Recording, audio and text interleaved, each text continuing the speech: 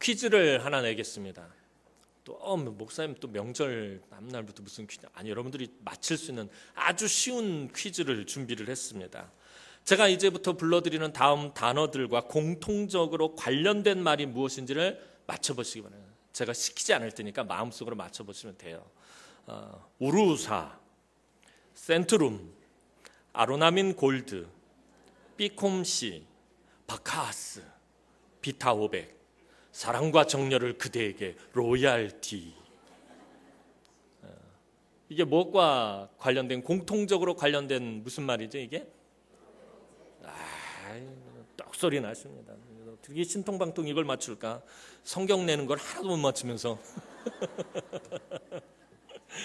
자, 피로회복제 이름이죠. 이것 말고도 종류가 너무 많더라고요. 그래서 일단은 유명한 것들만 제가 한번 적어봤습니다.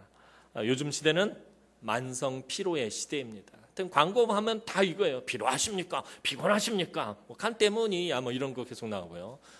피곤에는 역시 뭐 우르사 그러면서 이 피로회복제 광고가 상당히 많은 것을 보았습니다.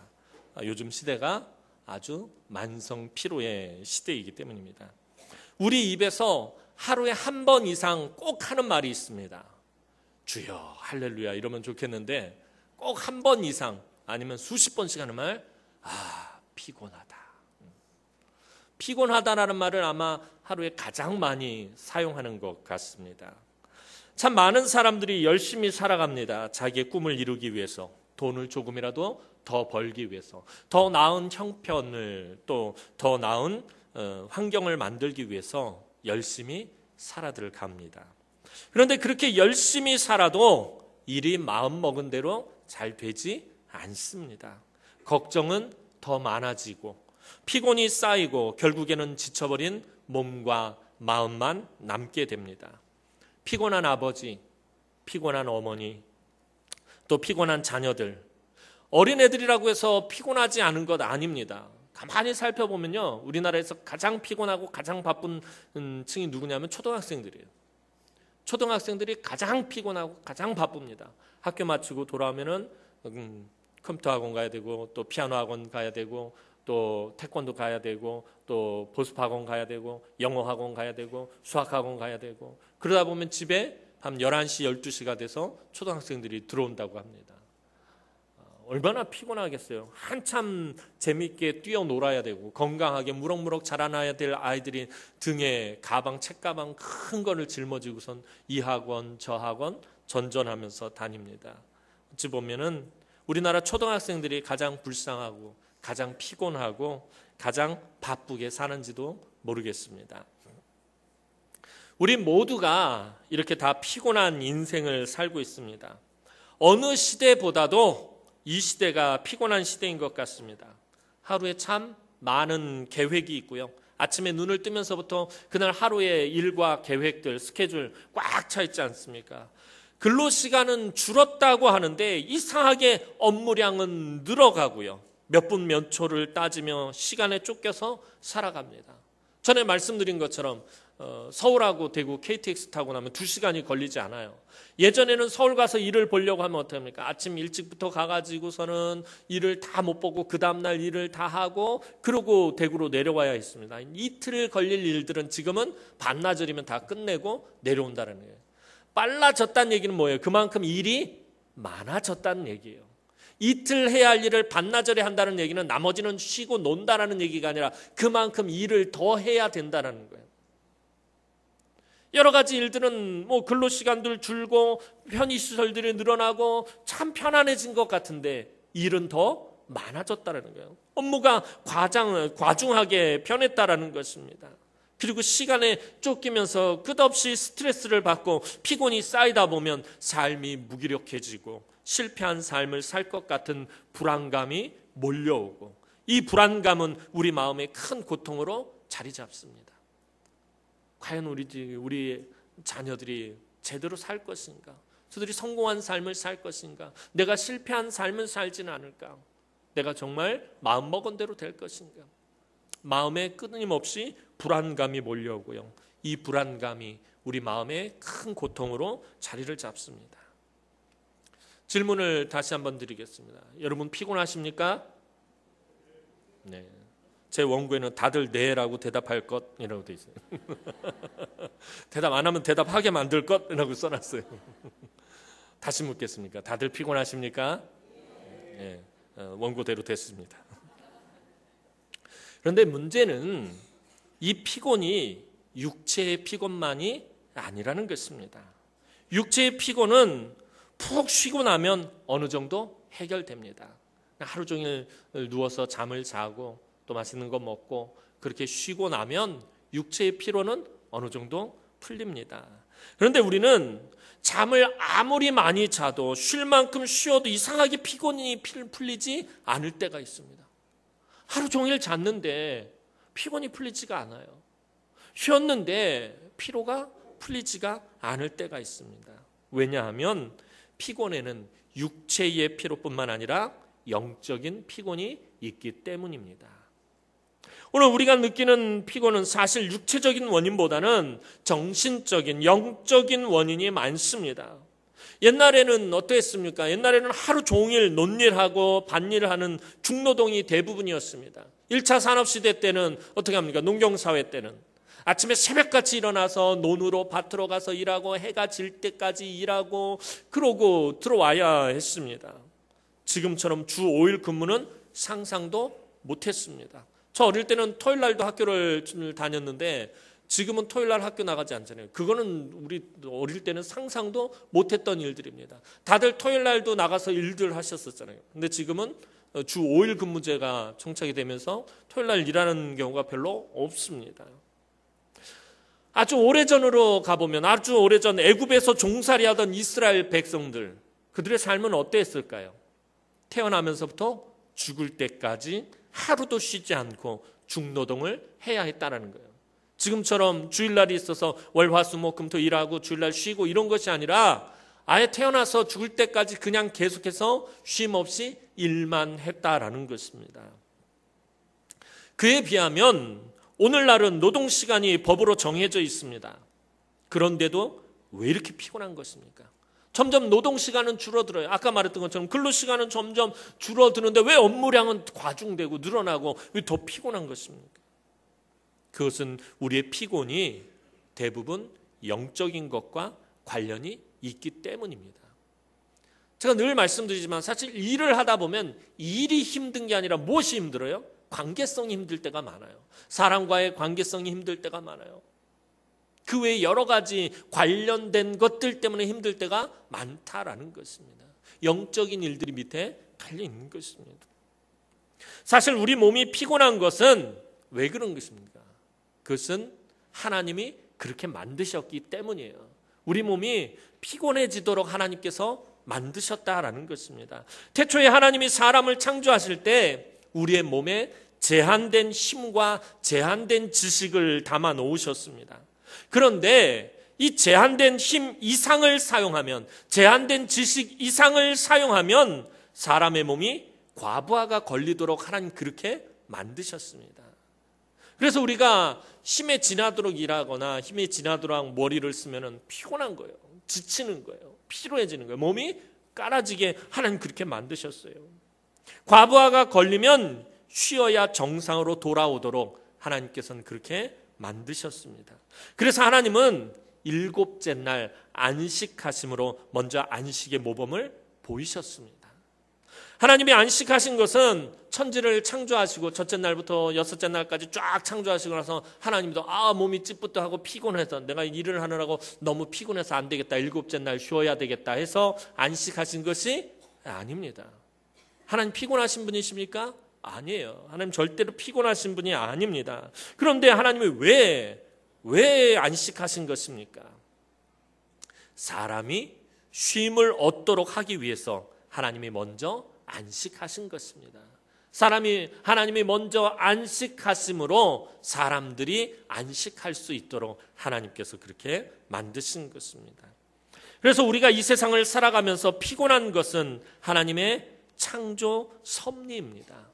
이상하거나 사실 잘못된 것은 아닙니다. 그런데 이것을 풀지 못하고 계속해서 누적되고 쌓이는 것이, 이것이 잘못된 것이고요. 이것이 지혜롭지 못한 것입니다. 약 3,000년 전에 살았던 솔로몬 피곤했을까요? 안 피곤했을까요? 솔로몬도 피곤했습니다. 전도서 1장 8절 말씀 보면 모든 만물이 피곤하다는 것을 사람이 다 말할 수는 없나니라고 솔로몬이 기록하고 있습니다. 솔로몬은 온 세상의 모든 만물이 다 피곤하다라고 말하고 있어요. 모든 만물이 다 피곤하대요. 피곤하지 않은 것은 하나도 없다라고 말하고 있습니다. 세상에서 가장 똑똑한 사람이, 세상에서 가장 부유하고 가장 풍요로운 사람이 하는 말이 모든 것이 다 피곤하다라는 것입니다. 3,000년 전에 살던 사람도 피곤한데 그때보다 수백 배, 수천 배는 더 바쁘게 살아가는 오늘날 우리가 왜 안 피곤하겠습니까? 왜 안 힘들겠습니까? 이렇게 피곤한 우리 성도들, 오늘은 제가 조용조용히 소리 안 지르고 오늘은 조용조용히 설교할 테니까 피곤하신 분은 주무셔도 좋습니다. 다 좋아하시네. 하지만 조건이 있습니다. 단 귀는 열어두셔야 됩니다. 주무신 분들은 이따 제가 물어볼 거예요. 제가 아까 무슨 말 했죠? 라고 물어볼 테니까 주무세요. 제가 오늘은 소리를 안 지르도록 애써 보겠습니다. 자, 오늘 히브리서 기자는 이렇게 피곤한 우리들에게 이렇게 말씀합니다. 3절 말씀 보면 너희가 피곤하여 낙심하지 않기 위하여 죄인들이 이같이 자기에게 거역한 일을 참으신 일을 생각하라. 자, 우리가 이 땅을 살아가다 보면 피곤할 수밖에 없습니다. 하나님 그렇게 만드셨다고 아까 말씀드렸죠? 과부하가 걸리면 피곤해집니다. 그래서 쉬어야 합니다. 우리가 이 땅을 살아가다 보면 피곤할 수밖에 없는데 피곤 때문에 낙심하지 않기 위해서는 예수를 생각하라라는 것입니다. 히브리서 기자가 피곤한 우리들에게 추천하는 피로회복제가 무엇입니까? 오늘 히브리서 기자가 분명히 말하고 있어요. 너희들이 피곤할 텐데 그 피곤 때문에 낙심하지 않기 위해서 내가 아주 좋은 피로회복제를 하나 추천할게. 그것이 무엇이에요? 예수를 생각하라라는 피로회복제입니다. 왜 히브리서 기자는 예수를 생각하라라고 말하고 있는 것입니까? 문득 어느 목사님이 하신 말씀이 생각이 났습니다. 고난을 당해서 힘겨울 때 항상 자신에게 큰 위로가 되어준 성도를 생각하면 힘을 얻게 된다라는 것입니다. 목회를 하다가 너무나도 힘든 일이 있었는데 그때마다 자기를 위해서 눈물을 흘려가며 기도하고 참 그때마다 자기에게 참 어려운 시절에 힘이 되어줬던 성도가 생각이 나더라는 거예요. 그러면은 너무나도 위로를 얻고 다시 힘을 얻어서 일어서서 일을 한다라는 것입니다. 사실 우리도 힘들고 어려운 일을 만나서 낙심될 때 누군가를 떠올리며 위로를 얻을 때가 있습니다. 참 힘들고 지쳤을 때, 참 피곤했을 때, 영적으로 침체됐을 때 떠오르는 누군가가 있다라는 것입니다. 한참 막 영적으로 헤매이고 정신없고 은혜도 메말라 버리고 기도의 문도 막히고 막 그래서 막 그렇게 헤매이고 있는데 그때 어느 날 갑자기 문득 떠오르는 사람이 있습니다. 내가 힘들고 지쳤을 때 어려웠을 때 나에게 큰 위로가 되었던 사람이 떠오르면은 다시 힘을 얻게 된다라는 것입니다. 사실 저도 그런 경우가 있는데 저는 다른 사람들보다도 사실 가난했던 시절의 제 모습을 떠올리면서 입에 감사가 터져 나올 때가 있습니다. 전에도 말씀드렸잖아요. 어릴 때 참 가난하게 살았는데 그 가난하게 살던 때를 생각하면 지금 너무 감사할 것밖에 없다라는 것입니다. 아니 이렇게 좋은 성도들을 만나서 목회를 하고 있고요. 또 교회에서 좋은 집도 줘서 좋은 집에서 살고 있고요. 좋은 차도 줘서 좋은 차도 타고 다니고 있고요. 얼마나 좋아요. 가난했던 시절 생각하면은 지금은 수천 배, 수만 배, 수억 배 잘 사는 거고요. 너무나도 감사하고 기뻐할 일밖에 없다라는 거예요. 지금 저를 위해서 기도해 주는 우리 성도들 얼마나 많아요. 또 우리 사라의, 한나의, 아브라함의 저 보면 얼마나 이뻐해 주세요. 그냥 너무 좋은 거예요. 가난했던 시절을 생각하면, 힘들었던 시절을 생각해 보면 지금 힘들고 지금 어려워도 감사가 저절로 터져 나오게 돼요. 지난번에도 우리 집사람하고 그런 얘기를 했어요. 여보 부교육자 시절 때 참 전세방 전전긍긍하면서 맨날 그냥 집주인이 전세비를 올리는 거예요. 막 2천만 원씩 계속 올리다 보면 빚이 막 몇 천만 원이 되고 맨날 그냥 그 이자만 한 달에 이자만 막 30만 원씩 내고 막 정신이 하나도 없는 거예요. 그러다가 담임이 딱 돼서 오는 거예요. 감사할 것밖에 없는 거예요. 그래서 제가 조금만 이렇게 뾰루퉁해 있으면 우리 집사람이 저를 툭 치면서 뭐 감사해. 감사할 것밖에 없잖아요. 그럼 진짜 감사할 것밖에 없는 거예요. 여러분들도 마찬가지일 것입니다. 누군가를 떠올리거나 혹은 힘들고 어렸던 시절을 생각해 보면 위로가 되고 힘이 될 때가 있습니다. 사람은 누구나 힘들고 어려울 때 생각나는 사람이 있습니다. 그것이 부모님일 수도 있고 또 스승님일 수도 있고 친한 친구일 수도 있고 자기의 롤 모델인 누군가일 수도 있습니다. 그 사람을 생각하면 자기도 모르게 뭔가 조금 위로를 얻고 격려를 받게 됩니다. 예전에 미국의 유명한 칼럼니스트가 쓴 글이 생각이 났습니다. 그 사람은 자신이 힘들고 지치고 피곤하고 실패할 때마다 늘 생각하는 사람이 있다라는 거예요. 어떤 문제에 부딪혀서 그 문제가 풀리지 않거나 또 어떤 프로젝트를 했다가 실패를 해가지고서는 큰 낭패를 당하고 침체되고 어려움을 겪고 막 지치고 피곤하면은 꼭 생각하는 사람이 있다라는 것입니다.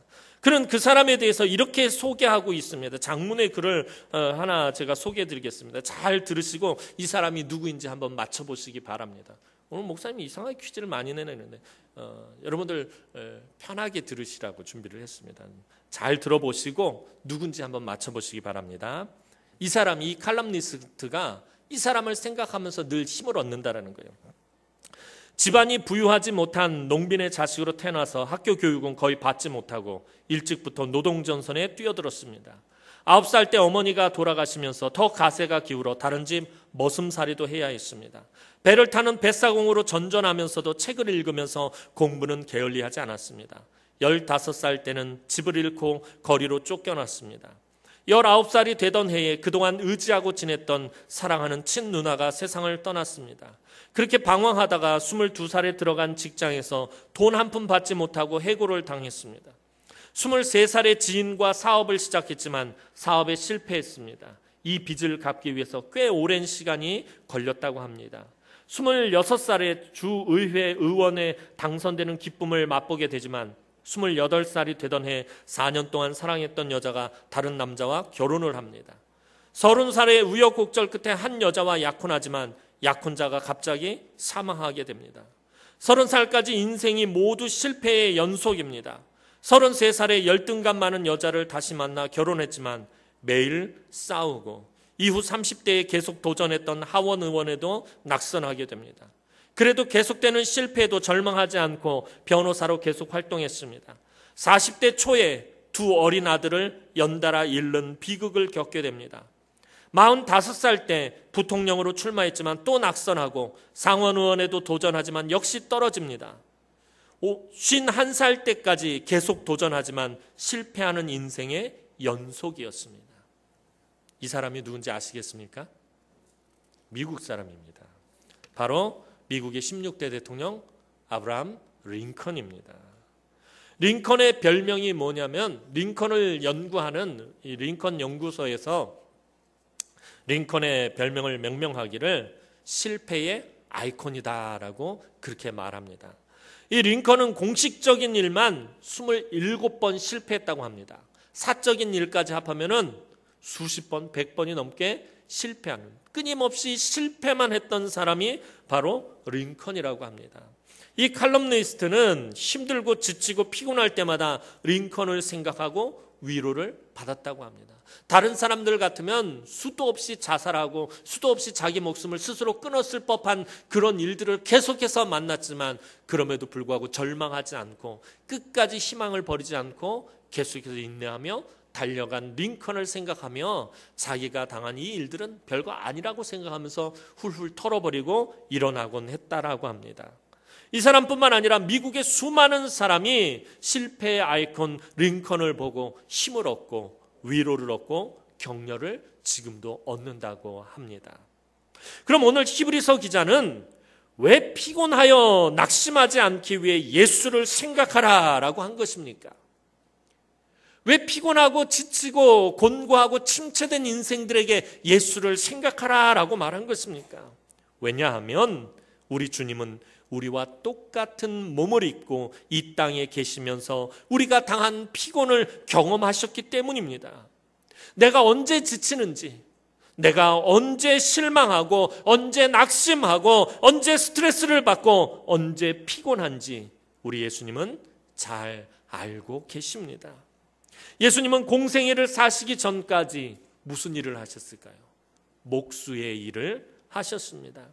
고된 목수의 일을 하며 집안일을 돌보셨습니다. 육신의 아버지 요셉이 일찍 죽었기에 모친 마리아와 육신의 동생들이 장성하기까지 기다리며 목수의 일을 하시면서 가난한 집안일을 돌보셨습니다. 그래서 공생애를 30살에 시작하신 것입니다. 그 전까지 가난한 집을 돌보고 계셨다라는 것입니다. 그래서 이런 삶을 사는, 가난한 삶을 살며 하루하루 힘겹게 사는 사람을 누구보다도 예수님은 잘 이해하십니다. 예수님이 그런 삶을 사셨기 때문에, 몸소 직접 경험하셨기 때문입니다. 또한 예수님을 피곤하게 만든 것은 생계의 일뿐만 아니라 주변의 사람들이었습니다. 아까도 말씀드린 것처럼 일이 힘든 것이 아니라 우리가 살아가다 보면 관계성이 더 힘들 때가 많다라는 거예요. 일은 내가 원래 하는 일이니까, 혹은 내가 좋아서 하는 일이니까, 내 생계를 꾸리기 위해서 하는 일이지만 이 관계성이라는 것은 좀 다른 것입니다. 일할 때 주변에서 누군가 나를 힘들게 하고 주변에서 끊임없이 누군가 갈등하고 부딪히면 그 관계성 때문에 너무나도 정신이 피곤해진다는 거예요.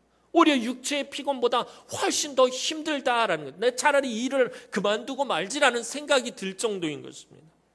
예수님도 피곤한 삶을 사셨지만 예수님을 더욱 피곤하게 한 것은 그 생계의 일이 아니라 주변의 사람들이었다라는 것입니다. 그래서 오늘 히브리서 3장 말씀 뭐라고 말합니까? 예수님은 죄인들이 이같이 자기에게 거역한 일을 참으셔야 했다라는 것입니다. 끊임없이 예수님에게 거역하고 예수님을 대적하고 예수님을 반대하는 사람들에 대해서 참으셔야 했다라는 것입니다. 예수님을 영접하지 않고 예수님을 받아들이지 않고 예수님을 믿지 않고 예수님을 따르지 않는 사람들에 대해서 참으셔야 했다라는 거예요. 가깝게는 예수님의 가족들이 예수님을 피곤하게 했습니다. 예수님의 가족들이 예수님을 잘 알지 못했다는 거. 오히려 예수님의 가족들이, 육신의 가족들이 예수님을 잘 알지 못했고 예수님을 잘 이해하지 못했습니다. 그래서 예수님이 어디 가 있으면 예수님을 데리고 가려고 그래요. 예수님이 뭔가 잘못됐다고 생각하고 예수님을 다시 데려가려고 늘 예수님 주변을 따라다니면서 오히려 예수님을 힘들게 했다는 거예요. 예수님의 육신의 동생들인 야고보와 유다, 야고보서와 유다서를 기록한 사람들이 예수님의 육신의 동생들입니다. 이 야고보와 유다는 오순절에 성령을 받은 후에야 비로소 예수님이 하나님의 아들 되심을 믿게 됩니다. 그 전까지는 예수님을 믿지 못했습니다.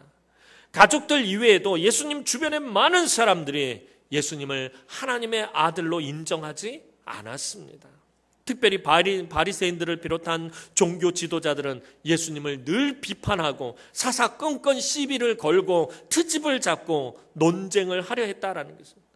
너무 피곤해서 예수님께서 어떤 날은 그냥 바리새인들 피해서 그냥 지나가실 때도 있었다는 거예요. 그냥 이 바리새인, 사두개인들, 서기관들, 제사장인 무리들을 피하실 때가 있었다는 거예요.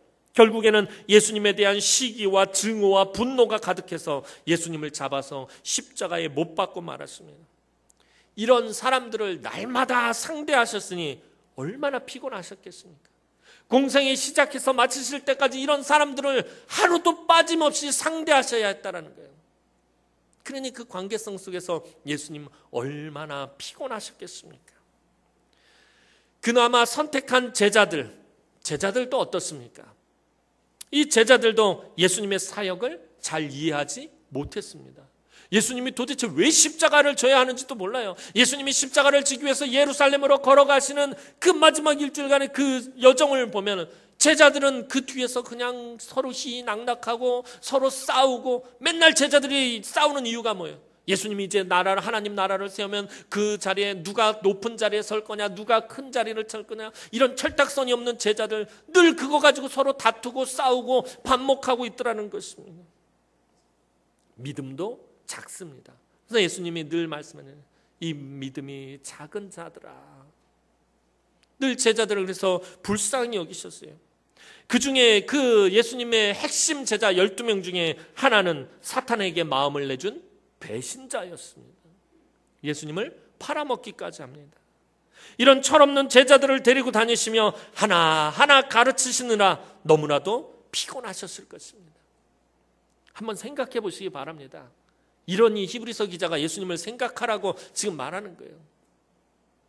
예수님은 우리는 생각할 때 막 능력을 행하시고 권세와 뭐 이런 것들만 생각하지, 예수님이 얼마나 피곤하셨을까, 예수님 얼마나 힘드셨을까 우리는 생각하잖아요. 피곤하고 힘든 거 생각해도 예수님 십자가 지실 때 그 고난만 생각하지, 예수님 공생의 기간 내내 3년 반 동안 얼마나 피곤하시고 얼마나 지치시고 얼마나 힘드셨을까 생각 안 합니다. 복음서를 잘 살펴보면 하루도 쉰 날이, 하루도 편하실 날이 없었다라는 것입니다. 게다가 예수님 주변에는 늘 수많은 무리들이 있는데 이 병자들이 늘 찾아와서 예수님께서 고쳐주시기를 바랬습니다.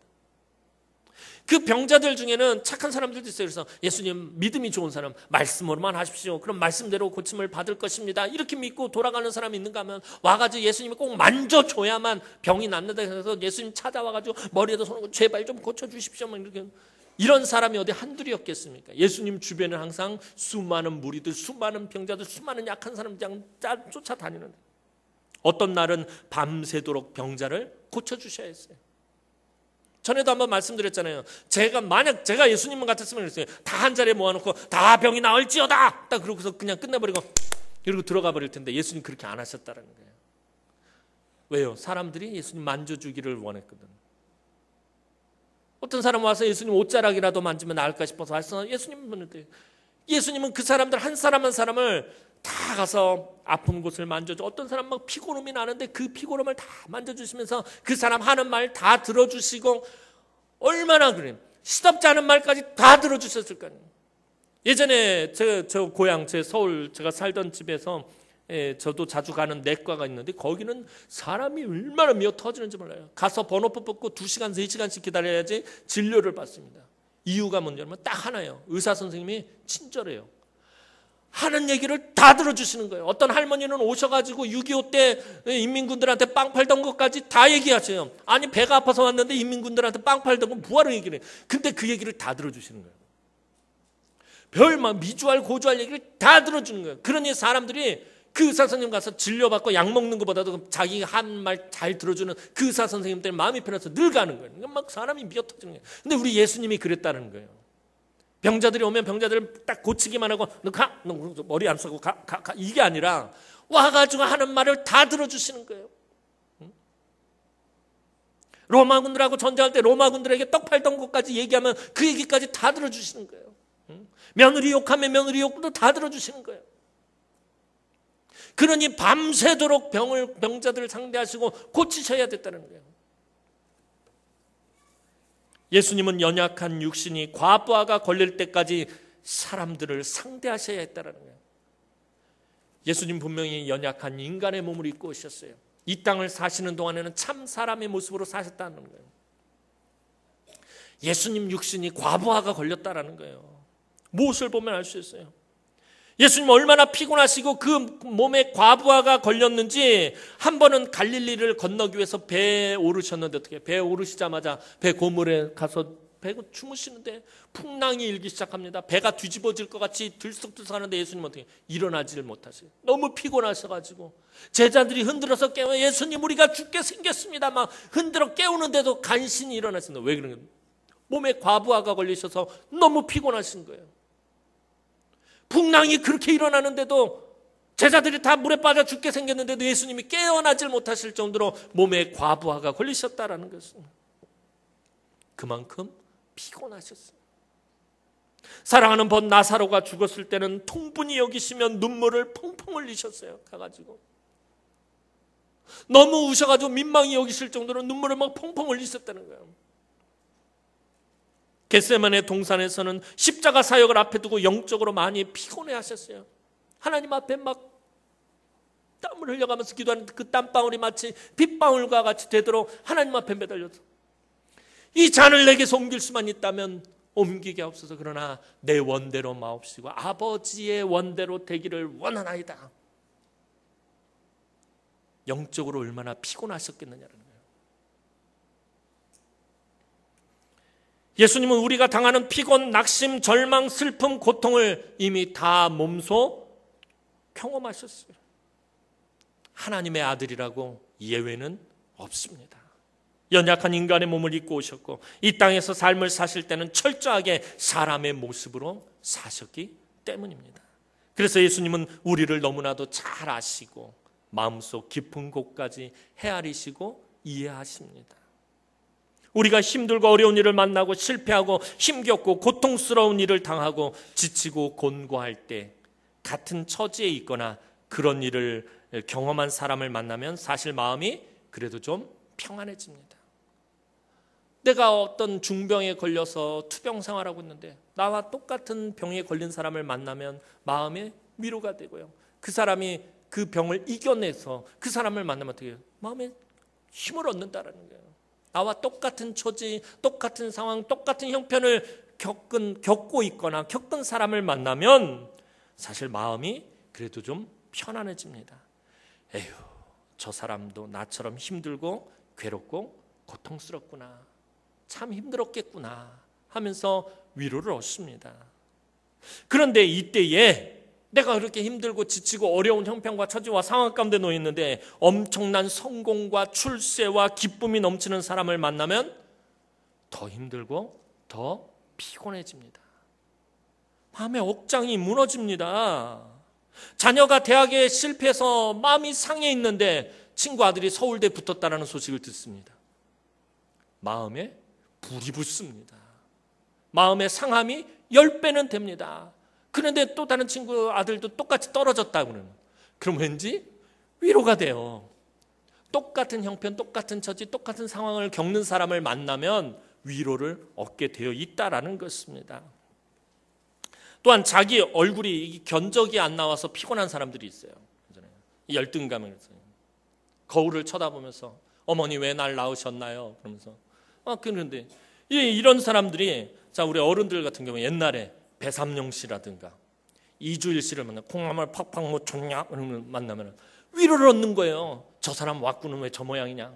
그래도 내가 이 정도면 낫지.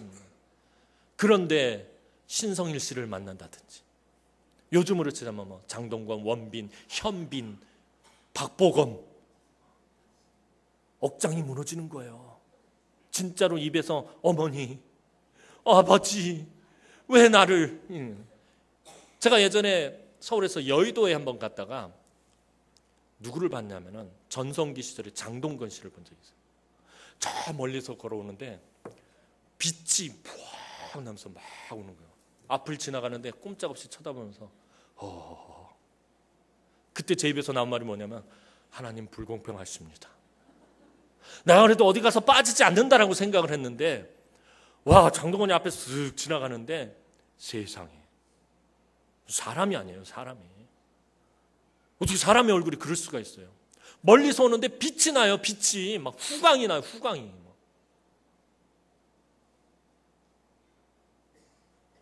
물론 여러분들이 이해를 못 하시겠지만 그냥 거울 보시면서 만족하며 사시겠지만 장동건을 직접 본 저는 참 용납이 안 되는 거예요. 이게 막 마음에 막 피로가 막 몰려오는 거예요. 이게. 제 얼굴에 용납이 안 되는 거예요. 막. 얼굴을 보면서 피곤해지는 게 그때가 처음이었어요. 나와 똑같은 처지, 똑같은 형편, 똑같은 것들을 경험하고 있고 똑같은 사람이 만나면은 마음이 피곤하지가 않습니다. 그런데 전혀 다른 사람을 만나면 피곤해지게 돼 있어요. 근데 하나님이 오늘 우리에게 예수를 생각하라라고 하신 이유가 무엇입니까? 그 이유가 여기 있는 것입니다. 예수님은 우리가 만났을 때 절대로 우리의 길을 죽게 하시는 분이 아니시다라는 거예요. 절대로 우리가 예수님을 만났을 때 우리로 하여금 영적인 피곤과 우리의 여러 가지 피곤을 더 느끼게 만들지 않으신다라는 것이에요. 예수님 그런 거예요. 앞에서 제가 구구절절히 예수님에 대한 그 삶을 쫙 이야기했잖아요. 그런 삶을 사신 분을 만났는데 우리가 열등감을 느낄 게 뭐가 있으며 그분을 바라보면서 피곤할 게 뭐가 있겠어요. 절대로 예수님은 우리의 길을 죽게 하시는 분이 아니다라는 것입니다. 이사야 선지자는 예수님에 대해서 이렇게 묘사하고 있습니다. 이사야 53장 2절에서 3절 말씀 보면요, 그는 주 앞에서 자라나기를 연한 순 같고 마른 땅에서 나온 뿌리 같아서 고운 모양도 없고 풍채도 없은즉 우리가 보기에 흠모할 만한 아름다운 것이 없도다. 그는 멸시를 받아 사람들에게 버림받았으며 간고를 많이 겪었으며 질고를 아는 자라. 마치 사람들이 그에게서 얼굴을 가리는 것 같이 멸시를 당하였고 우리도 그를 귀히 여기지 아니하였도다. 이게 예수님의 모습이에요. 고운 모습도 없고 풍채도 좋지 않고 질고와 간고를 많이 겪으셨고 참 힘들다라는 거예요. 예수님을 바라볼 때 사람들이 얼굴을 가렸대요. 그러니 예수님도 이렇게 좀 불경스러운 표현을 써서 죄송합니다. 예수님도 이 왁구가 별로 좋지 않으셨던 모양이에요. 사람들이 보고서는 하고 고개를 돌릴 정도였던. 하나님이 우리에게 예수를 생각하라고 하시는 것은 이런 의미입니다. 나의 독생자는 너희와 똑같은 삶을 살았다. 너희처럼 고생했고 너희처럼 가난했고 너희처럼 피곤하고 낙심할 때가 많았다. 내 아들을 이해한 사람이 한 사람도 없었고 늘 대적하기만 했고 늘 트집만 잡았고 늘 괴롭혔고 이미 너와 같은 삶을 살았던 내 아들 예수를 생각하면 너희 마음에 큰 위로와 힘을 얻게 될 것이다. 이게 하나님께서 우리에게 예수를 생각하라고 말씀해 주신 이유인 것입니다. 또한 히브리서 기자가 예수를 생각하라고 말한 이유는 예수님만이 우리의 돕는 자가 되시기 때문입니다. 예수님은 하나님 되신 분이십니다. 예수님은 하나님과 동등된 분이십니다. 구약에서부터 이미 하나님은 우리의 돕는 자가 되심을 계속해서 강조해 왔습니다. 다윗의 시편을 보면 다윗에게 있어서 하나님은 어떤 분이십니까? 늘 돕는 자이셨다는 거예요. 다윗의 구원자였고요. 다윗의 힘이 되어주시는 분이셨고요. 다윗에게 돕는 자셨다라는 것입니다. 다윗은 시편 18편 2절에서 여호와는 나의 반석이시요 나의 요새시요 나를 건지시는 이시요 나의 하나님이시요 내가 그 안에 피할 나의 바위시요 나의 방패시요 나의 구원의 뿌리시요 나의 산성이시로다 라고 노래하고 있습니다. 이사야 선지자도 이사야 40장 28절에서 29절에서 이렇게 고백합니다. 영원하신 하나님 여호와 땅끝까지 창조하신 이는 피곤하지 않으시며 곤비하지 않으시며 명철이 한이 없으시며 피곤한 자에게는 능력을 주시며 무능한 자에게는 힘을 더하시나니. 하나님은 피곤한 우리들에게 힘과 능력을 공급하시며 돕는 분이시다라는 것입니다. 이를 히브리서 기자도 언급하고 있습니다. 히브리서 4장 16절 말씀 보면 그러므로 우리는 긍휼하심을 받고 때를 따라 돕는 은혜를 얻기 위하여 은혜의 보좌 앞에 담대히 나아갈 것이니라. 하나님은 우리가 피곤하고 지칠 때는 피곤하고 지칠 때에 알맞은 은혜를 준비해 놓으십니다. 힘들고 어려운 일로 고난을 당할 때는 그 고난을 견딜 수 있는 은혜를 준비해 놓으십니다. 때를 따라 돕는 은혜를 준비하시고 우리의 돕는 자가 되어주십니다. 예수님도 분명히 말씀하십니다. 마태복음 11장 28절 말씀 보면 수고하고 무거운 짐진 자들아 다 내게로 오라. 내가 너희를 쉬게 하리라. 예수님은 우리가 이 땅을 살아가면서 얼마나 무거운 인생의 짐을 지고 가는지 잘 알고 계십니다. 우리가 얼마나 피곤한지, 얼마나 지치고 낙심하는지 잘 알고 계십니다. 그래서 예수님께 나아가면 쉼의 은혜를 베풀어 주십니다. 그래서 오늘 히브리서 기자는 피곤하고 낙심될 때에 예수를 생각하라 라고 말씀하시는 것입니다. 사랑하는 성도 여러분, 삶의 여러 가지 일들로 피곤하십니까? 남편이 밉고 아내가 밉습니까? 또 속썩이는 자식이 밉고 모든 일이 내 마음대로 되지 않아서 마음이 상하고 또 바쁜 일상으로 지치고 낙심되십니까? 은혜의 눈물이 메마르고 기도의 문이 막히고 신앙이 침체되고 기쁨과 감사가 사라지고 영적으로도 한없이 피곤하십니까? 이때에 유일한 우리의 돕는 자이시며 위로자이신 예수를 생각하시기 바랍니다. 사도 바울도 로마서 8장 18절에 말합니다. 현재의 고난은 장차 우리에게 나타날 영광과 비교할 수 없도다. 지금 여러분을 지치고 피곤하게 하는 일이 장차 우리 주 예수 그리스도께서 나에게 주실 영광과 비교하면 아무것도 아니라는 것입니다. 고난 중에 지치고 힘들고 피곤할 때에 예수님을 생각하면 예수님만이 주시는 은혜가 부어집니다.